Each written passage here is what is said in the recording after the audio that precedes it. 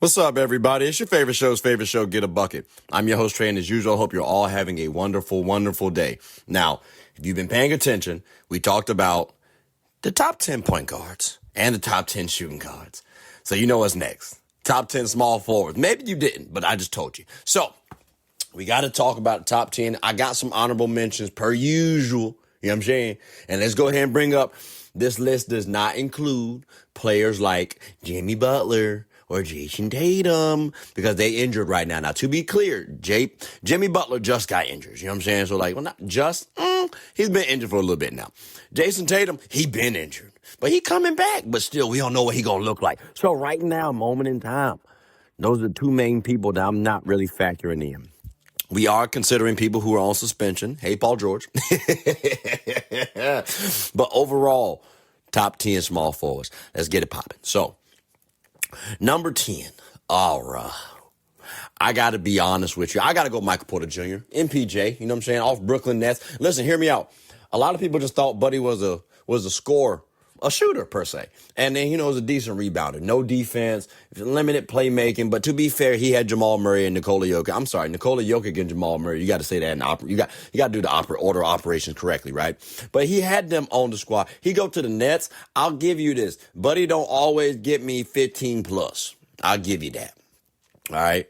But when we talk about a 6'10 small forward that got a ratty on him, and it looks like the playmaking is decently coming along. I would love to see more defense, but in terms of offensive potential and production, I got to slide him in at number 10.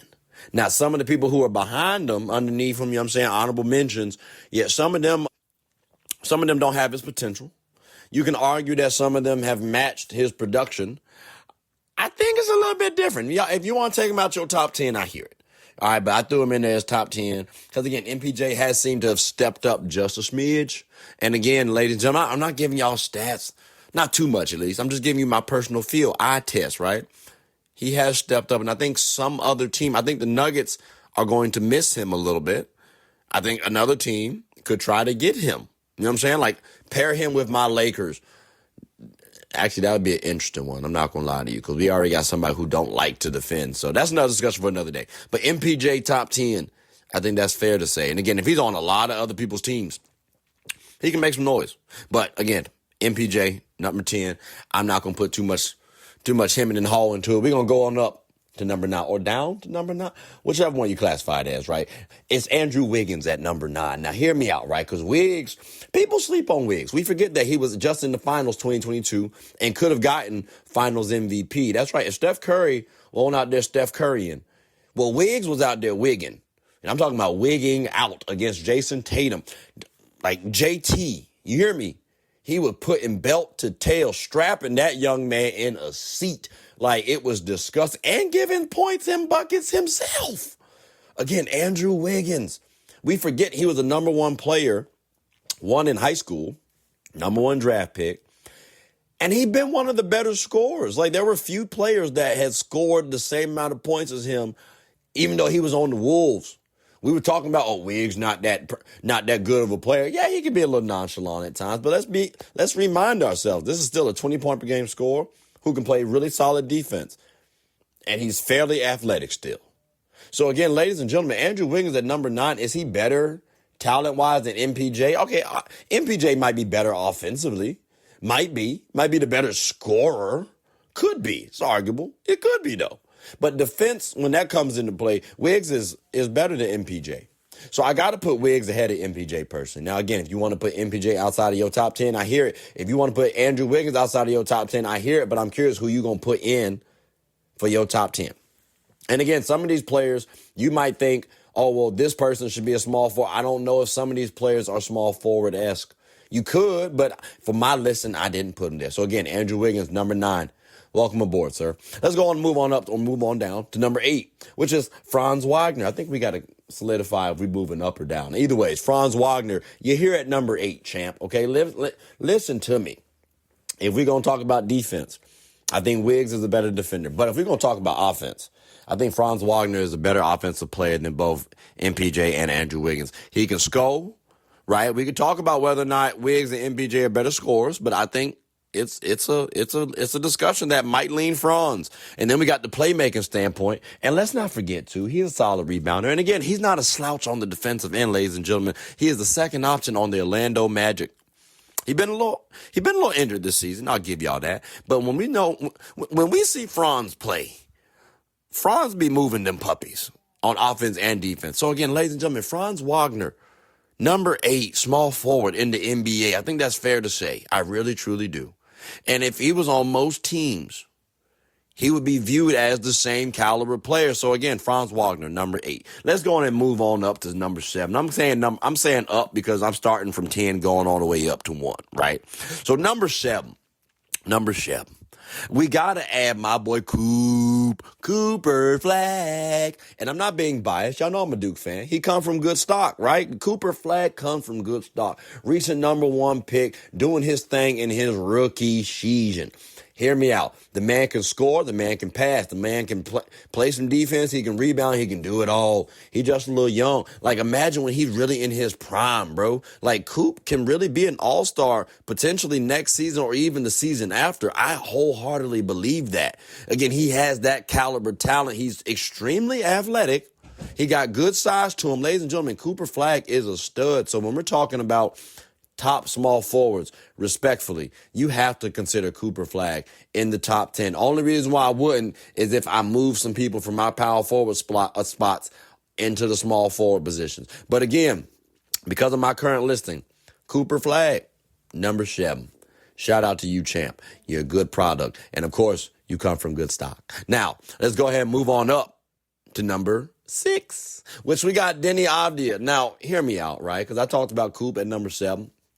Good player, right? More potential than anybody that I've listed thus far.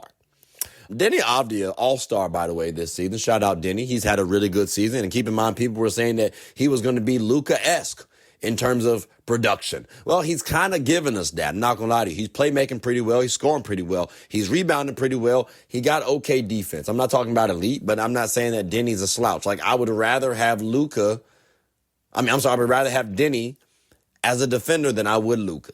Now, I might say that about a lot of people over Luka, but again, because Deni was compared to Luka early on, I gotta say, I think Deni is a better overall player, complete player than Luka is. Luka has to have the ball in his hands in order for him to thrive. Deni don't. Deni can play off ball. Deni can be the focus, and that's what he's been showing. Now, granted, it's Portland. I'll give you that, but it's Portland. And he was an all-star in Portland. Just saying, ladies and gentlemen. Deni Avdija, number 6. The reason why I got him ahead of Cooper Flagg, he's more of a professional right now than Coop. Coop got more potential.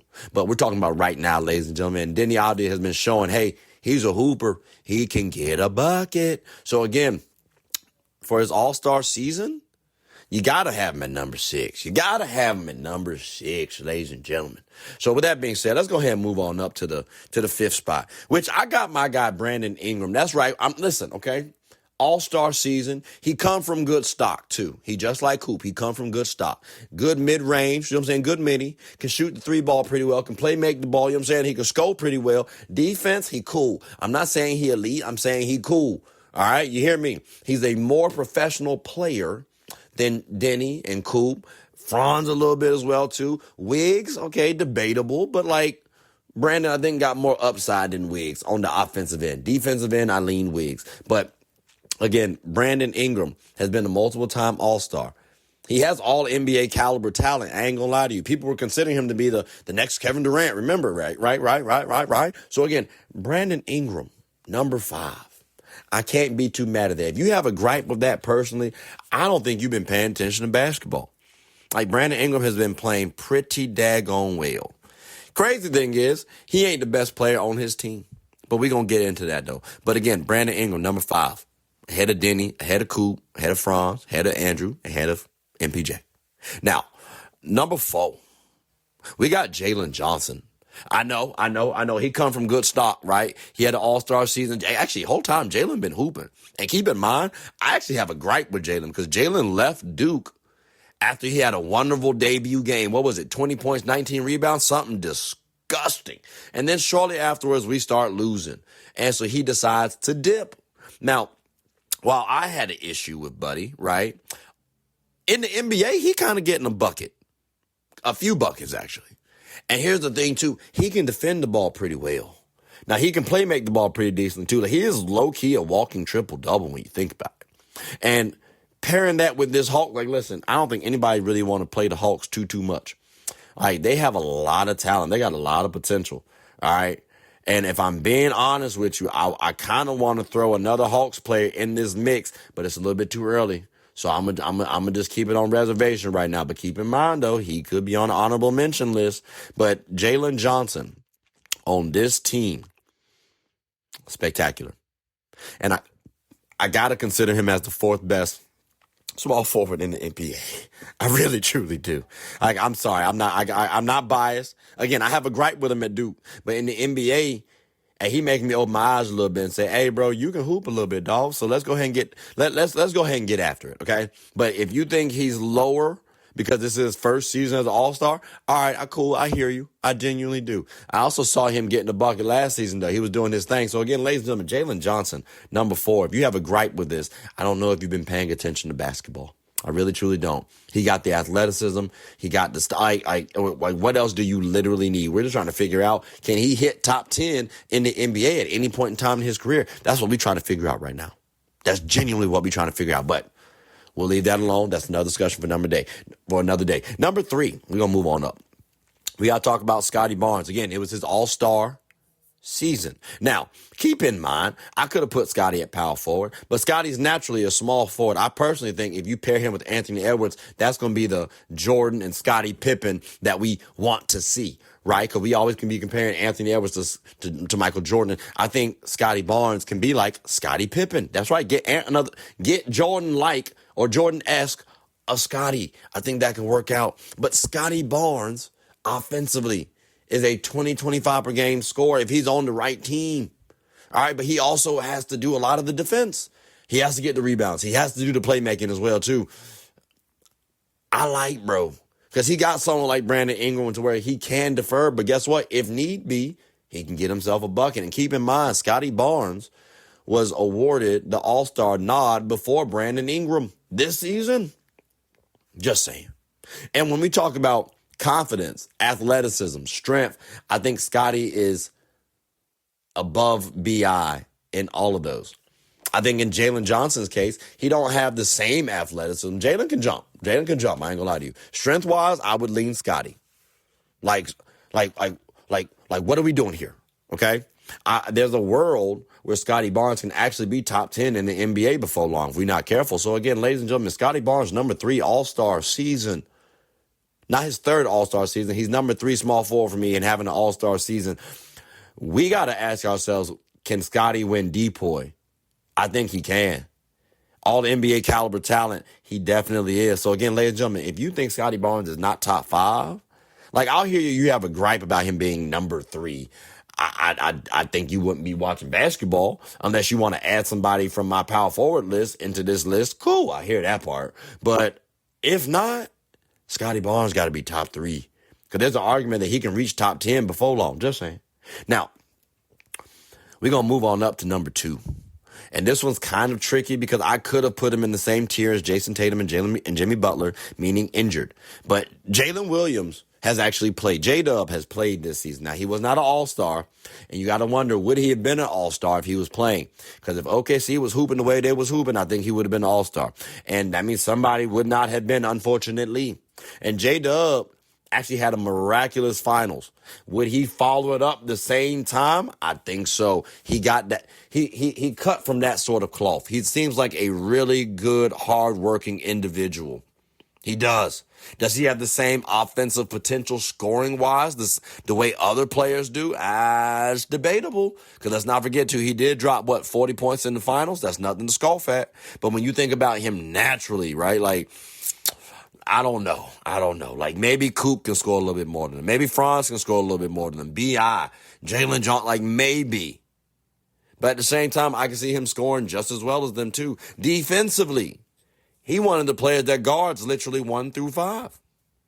Play makes pretty well himself. Like, I like Jalen Williams. If you got a gripe with him being number 2 and you say it's because he ain't been playing this season, I hear you. I do. If you want to throw Scottie ahead of J-Dub, keep in mind, I've actually said I think Scottie is a better upgrade to Jalen Williams. So that way when Shea and J-Dub face Ant-Man and Scottie, I'm leaning Ant-Man and Scottie. But right now, J-Dub, I got to give you the edge just because, again, defending champ. All right. He has not shown us as much as I would like to this season, but keep in mind, he showed me enough in the finals that makes me put him at number 2. And be honest with you, if number 1 won't hoop in the way he was hooping this season, ladies and gentlemen, I could have arguably put him at number 1. But my number 1 small forward right now in the NBA, who is an all-star, who did drop 31 points in the game in the all-star games this season. Got to give it up for Kawhi Leonard. Listen, Mr. Robot has been hooping this season. He has been reminding folks he is on the same tier as Kevin Durant and LeBron James in terms of freak of nature who can actually get a bucket. You hear me? Notice I ain't list them in this listing, by the way, so you know where they're going to be slated. But if you want to put them in the small forward position, we may do some reshuffling. But Kawhi Leonard, healthy, he is without question the best player as a small forward. He has literally single-handedly brought the Clippers back to relevancy. When people were thinking, dang, OKC about to get A.J. DeBonsa or Cameron Boozer or Darren Peterson, we were thinking that because the Clippers were going to have to give up their pick because of Paul George trade. Like, that is what we were thinking about. And Kawhi said, nah, we good. I'm about to get us back into this playoffs. like, if you don't think Kawhi, especially with the names that I'm listing off, is not the best small forward, I hear you, injuries are a concern. I'll give you that. This season, he ain't been that injured. And he's been injuring other people's chances of feeling like they can actually hoop. Like, Kawhi Leonard is elite on offense and defense. Shot looks stiff as hell, but it go in religiously. It was disgusting. When he was playing in that All-Star game, and they were actually competing, by the way, and he had like 31 points, it almost looked like the team said, here you go, Kawhi. It really, truly did. And that was crazy work. That was crazy work. And when he goes up against other players, he can defend virtually anybody. Virtually anybody. And that's disgusting. And at the same time, it's going to be very tough for you to stop Kawhi. It is. Remember, he was getting compared to Jordan and Kobe, which, as a Kobe fan and a Jordan GOAT supporter, I can't say I don't understand that. It looked kind of spot on. So again, ladies and gentlemen, I didn't factor in Jason Tatum and Jimmy Butler. We would have shuffled some people down. I didn't have Bron and KD here at small forwards. They in my power forward slot, or else we would have shuffled some people down. I do have some honorable mentions, right? Like, we got Paul George, DeMar DeRozan, Mikal Bridges, OG Anunoby, Dylan Brooks, Brandon Miller, Miles Bridges, Herbert Jones, Cam Johnson, Asar Thompson, Jaden McDaniels, DeAndre Hunter, and shout out Jonathan Kuminga. I understand we got a couple honorable mentions. Like, some of them you could have argued top 10. Like, if you want to say Paul George, I hear it.